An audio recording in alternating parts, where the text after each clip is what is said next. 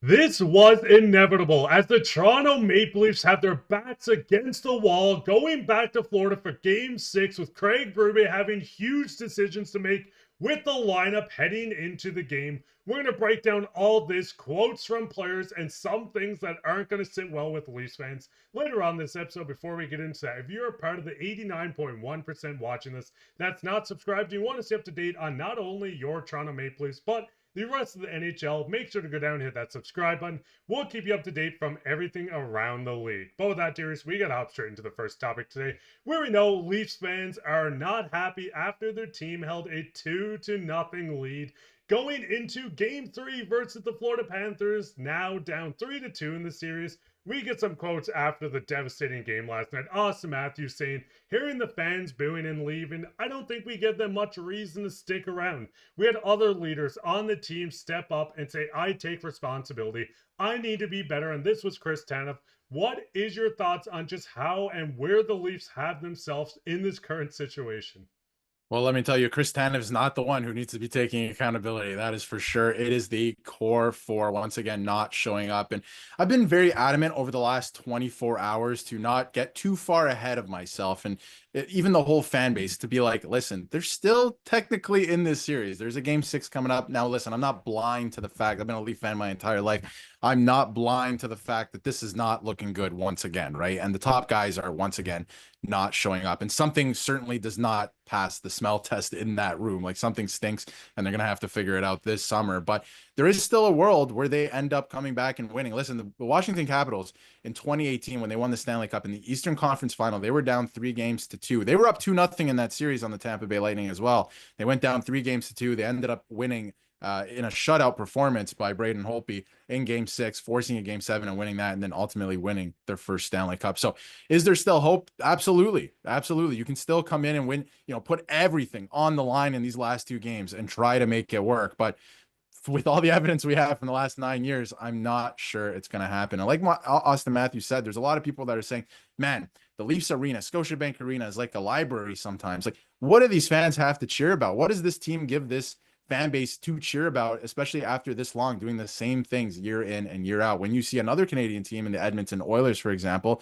whose two best players, Connor McDavid and Leon Draisaitl, are literally willing that skeleton of a team through the playoffs. It's unbelievable to watch. And I think a lot of Leaf fans wish that they had that leadership on the team. So it's been awful once again this year, but listen, they're still in the series and this is the sport we all love and anything can happen. But I don't think I'm blind to the fact that it's looking bleak at this point. And I mean, that's the thing. As a Leafs fan, you're going into each playoffs, you go up 2-0 and you still don't feel safe. And that's the situation. As you see, I was flashing this on the screen as the Dallas Stars leading scorer, Mikko Rantanen, could have been a part of this team. But anyways, that's for a different video. Let's just dive straight into Mitch Marner himself. We seen a quote last night when they were asked about him potentially playing his last game or his last few games as a Leaf, and he said no thoughts on that at all. And you've seen in the intro video the terrible turnover he had. We know it's the same situation with the core four every year. What is your thoughts on just how Marner has been handling this and where he's going to go with this? Honestly, I don't think he's handling it that well because a lot of the quotes that are coming out, like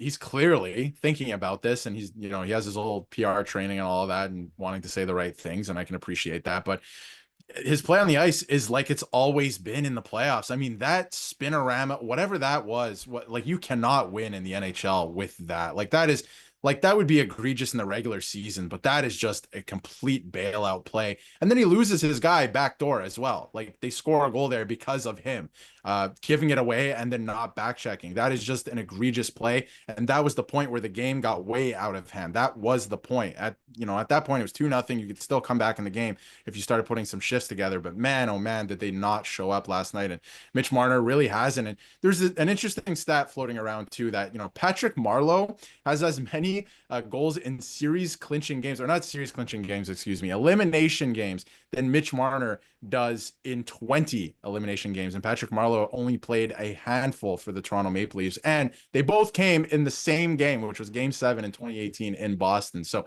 that is egregious. And a lot of people are like, hey, there's other guys that are not off the hook for this. If you look across the board, Austin Matthews, not really showing up this year, but he has in big moments. Game 6 against Tampa a couple years ago, he scored the goal to put them up 1-0, right? He's been there in some of those moments. I can't remember a Mitch Marner moment where he came up big in a moment like that. I can think of John Tavares when he sent them to the second round in 2023, right? So I can think of a few of those.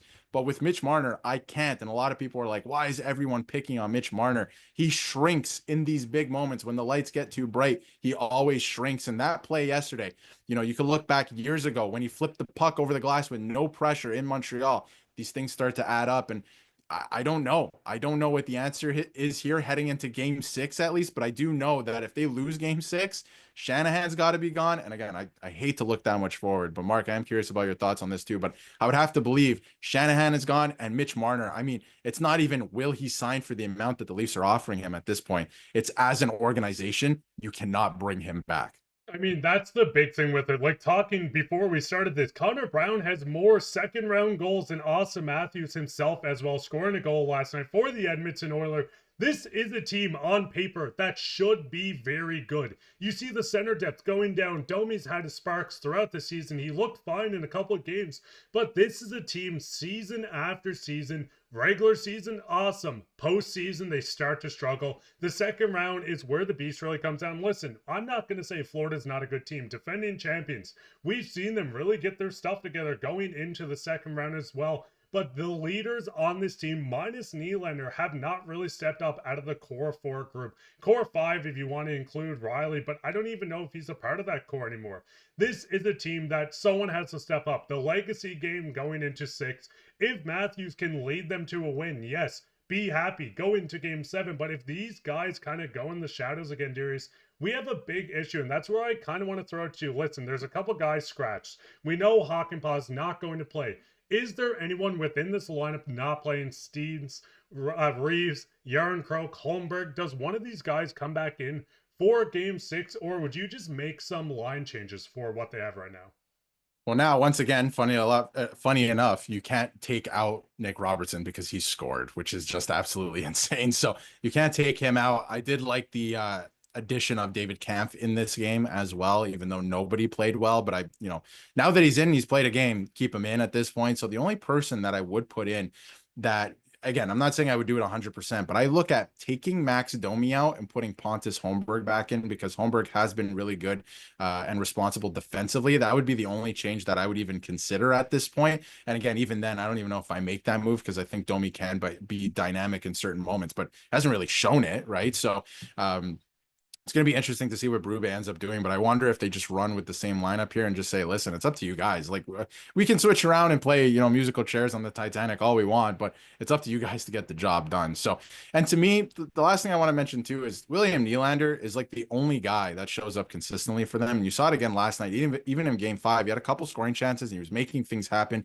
Can't say the same for the other guys. And he's always been that guy. And that Amazon documentary, really, I was already starting to believe just based on the actions in the play that Nylander was that guy. But that Amazon documentary really showed you the gap between the mindset of William Nylander, who hates to lose and just wants to win and wants to get it done, score goals, and the other two guys, Mitch Marner and Austin Matthews, who I just don't think they hate to lose. I think losing is okay with them. And I don't think it is with Leaf fans. And I mean, the big thing is looking at the lineup, and it might be a controversial. I wouldn't even mind moving Mitch Marner down to the third line, try to add more scoring, playmaking, defense to the bottom 6, move a guy up, Nick Robertson, Bobby McMann, if you want to try to get him going, they need to do something. This is a back against the wall. This could be the deciding factor of Marner leaving. We could see Shanahan leave the organization as well. We could see massive moves coming.